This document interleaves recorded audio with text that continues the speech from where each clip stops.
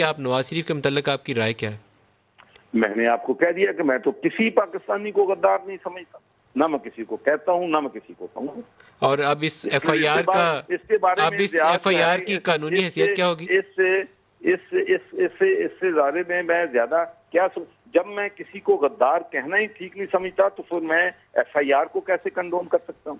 इस एफआईआर का बनेगा क्या? इसमें एजे के प्राइम मिनिस्टर का भी नाम शामिल है, 3 जनरल्स का मेरा नाम शामिल है। देखें जी, मैं तो इस बारे में कुछ नहीं कह सकता कि इस एफआईआर का क्या बनेगा, लेकिन मेरे अपने ख्याल में हमें होश काम लेना चाहिए और इस तरीके के जो हम एफआईआर जो हैं इससे हमारी जो है, मैं समझता हूँ कि हमारी यकजहती को भी इससे नुकसान है और ये चीजें जो हैं हमें इस तरफ नहीं जाना चाहिए।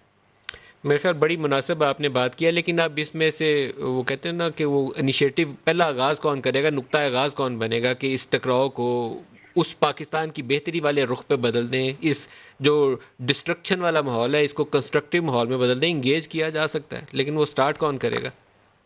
देखें जी, मैं ये समझता हूँ कि मेरा अपना जो ईमानदारी से, इसलिए कि मैं पाकिस्तान के इंटरेस्ट को, पाकिस्तान के मुस्तकबिल को, पाकिस्तान जो है उसके 22 करोड़ अवाम के इंटरेस्ट को ये समझता हूँ कि हमें बिल्कुल हमारे में क्लैरिटी होनी चाहिए कि एक तरफ अकाउंटेबिलिटी है, ट्रांसपेरेंसी है और एहतसाब है।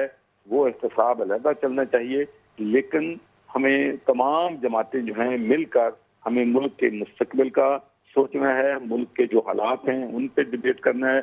अब हमेशा जब मैं देखता हूँ टीवी पे तो कभी कोई बात गरीब की कर ही नहीं रहा कि गरीब को महंगाई से परेशान है, गरीब को इंसाफ नहीं मिल रहा है इससे गरीब परेशान है, बेरोजगारी से परेशान है, गुर्बत बढ़ रही है उससे परेशान है। तो हम सियासत जो है, मैं समझता हूँ कि जब हम इश्यूज पे लेके आ जाएंगे तो हमारा मुल्क जो है इंशाल्लाह सही डायरेक्शन में